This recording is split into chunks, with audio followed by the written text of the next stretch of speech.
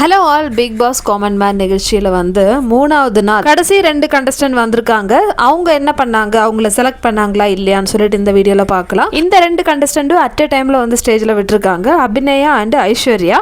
So Abhinaya வந்து red colour dress, அதே மாதிரி ஐஸ்வர்யா வந்து பிளாக்கு. சரி, இவங்க 2 பேரும் எதுக்காக பிக் பாஸ்க்கு வந்திருக்காங்கன்னு சொல்லி கேட்குறாங்க. ஸோ அபிநயா என்ன சொல்கிறாங்கன்னா, எல்லாருமே பிக் பாஸ்க்கு வர்றது எதுக்கு, பணம் சம்பாதிக்கிறதுக்கு, அதே மாதிரி பாப்புலாரிட்டிக்காக. ஆனால் நான் அப்படி கிடையாது, நான் வந்து பெண்களோட சேஃப்டிக்காக, அதாவது பெண்கள் எப்படி சேஃப்டியாக இருக்கலாம், இப்போது பொது இடங்கள்லாம் வேலைக்கு போகிறாங்க இல்லையா, அவங்க வந்து எப்படி வந்து சேஃப்டியாக வேலைக்கு போயிட்டு வரலான்னு சொல்லிட்டு ஒரு அவேர்னஸ்க்காக தான் நான் வந்திருக்கேன்னு சொல்கிறாங்க. சரி, அப்போ நல்ல விஷயந்தான். ஆனால் இதில் இன்னொரு பாயிண்ட் ஒன்று சொன்னாங்க, அதில் தான் வந்து ஜட்ஜஸ் வந்து கொஞ்சம் கடுப்பாயிட்டாங்க. என்னென்னா, இப்போது பப்புக்கெல்லாம் வந்து போகிறாங்க இல்லையா, அந்த கேர்ள்ஸை விட்டுருங்க. இப்போ நார்மலாக வந்து வேலை செய்கிறதுக்கு இல்லை படிக்கிறதுக்குன்னு சொல்லிட்டு வெளியே போயிட்டு வருவாங்க, நைட்லாம் வந்து ட்ராவல் பண்ணுவாங்க.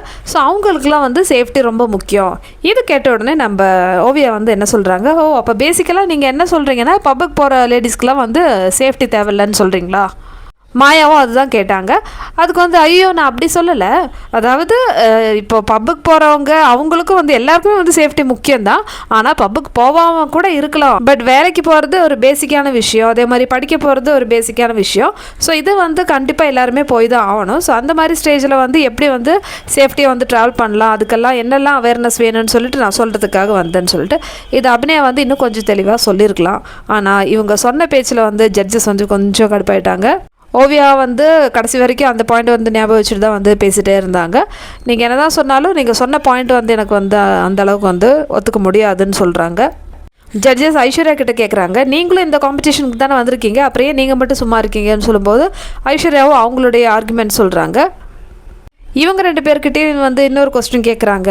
என்னன்னு பார்த்தீங்கன்னா, சோஷியல் மீடியாவில் நீ எந்த மாதிரி பொண்ணு, அதாவது நீ ஓப்பனாக எல்லாமே போட்டுருவியா, இல்லை ஒரு லைஃப் ஸ்டைல் செட் பண்ணிவிட்டு இதுதான் நானுன்னு சொல்லிட்டு ஒரு ஃபேக் மாதிரி போட்டுருவியா, நீங்கள் வந்து எப்படி சப்போர்ட் பண்ணுறீங்க? 2 பேரும் இதுக்காக பேச சொல்கிறாங்க. ஸோ அபிநயா வந்து அவங்க வந்ததுலேருந்தே வந்து நான் வந்து ரொம்ப குடும்ப பொண்ணு, நல்ல பொண்ணு, நான் வந்து பப்புக்கெலாம் போக மாட்டேன், சோஷியல் மீடியாவில் வந்து நான் எப்படி இருக்கணும் நான் அப்படி தான் காமிப்பேன். அதுக்கு வந்து ஐஸ்வர்யா என்ன சொல்கிறாங்கன்னா, அப்போது நான் காலையில் எழுந்து பல்லு தேய்க்காமல் அப்படியே ஒரு செல்ஃபி போட்டால் எப்படி இருக்கும், அதெல்லாம் கிடையாதுல்ல, ஒரு மேனர்ஸ் வேணும் இல்லையா, நம்ம வந்து நம்மளுக்கு என்னெல்லாம் வந்து ஷேர் பண்ணணுமோ அதுதான் வந்து ஷேர் பண்ண முடியும். இப்போ நானாக இருக்கேன்னு சொல்லிட்டு எல்லாமே வந்து போஸ்ட் பண்ண முடியாதுன்னு சொல்லிட்டு 2 பேருமே வந்து அடிச்சுக்கிறாங்க. ஆனால் ரொம்ப இம்மெச்சூர்டாக இருக்குது பார்க்குறதுக்கு, இது கரெக்டான வாய்ப்பு மாதிரியே தெரியல. ஸோ இவங்க 2 பேரும் அடிச்சுக்கிறது பார்த்துட்டு ஜட்ஜஸே வந்து என்ன சொல்கிறாங்கன்னா, நீங்கள் இது வரைக்கும் மெச்சூர்டே ஆகலை, அதனால் 2 பேரும் வெயிட்டிங்கில் இருங்கன்னு சொல்லிட்டு எல்லோ கார்டு கொடுத்து அமுச்சு விட்டாங்க. ஓவியா திருப்பி அதே பாயிண்ட் தான் வந்து சொன்னாங்க, நீங்கள் சொன்ன ஸ்டேட்மெண்ட்டில் வந்து ஒப்பீனியன் டிஃப்ரென்ஸ் இருக்குது, அது எப்படி நீங்கள் பப்புக்கு போகிற லேடிஸ் எல்லாம் வந்து சேஃப்டி தேவையில்லைன்னு சொல்லிட்டு அந்த மாதிரி பேசுகிறீங்க, அந்த ஒரு கருத்து வச்சு தான் வந்து அபிநயா வந்து வெயிட்டிங்கில் போட்டாங்க. ஆனால் ஐஸ்வர்யா இன்னும் கொஞ்சம் பேசியிருக்கலாம், அவங்க பேசுனது பத்தலைன்னு சொல்லிட்டாங்க. இவங்க அடிச்சுக்கிறது பார்த்தா இவங்க 2 பேரும் ஃப்ரெண்ட்ஸ் தான் நம்ம நினச்சோம், ஆனால் இவங்க ஃப்ரெண்ட்ஸ்லாம் கிடையாது. ஏதோ இந்த பிக் பாஸ் ஷோக்கு வந்து தான் 2 பேருக்கும் தெரியும், ஒரே ரூம்மேட்ஸ் அப்படின்னு சொல்கிறாங்க. ஸோ இவங்க 2 பேரும் வெளியே வந்த உடனே நீ இல்லைன்னா எனக்கு வந்து க்ரீன் கார்டு கொடுத்துருப்பாங்கன்னு சொல்லிட்டு 2 பேரும் மாற்றி மாற்றி அங்கேயும் வந்து சண்டை போட்டாங்க. ஆக மொத்தத்தில் 2மே வேஸ்ட்டு அப்படி தான் இருக்குது பார்க்குறதுக்கு. 3வது நாள் காமன் மேனில் இவ்வளோ பேர் தான் வந்திருந்தாங்க, அதாவது 8 பேர் வந்திருந்தாங்க, அதில் 2 பேர் செலக்டட், இன்றைக்கி யாருமே வந்து ரிஜெக்ட் ஆகலை, மீதி 6 பேர் வந்து வெயிட்டிங்கில் இருக்காங்க.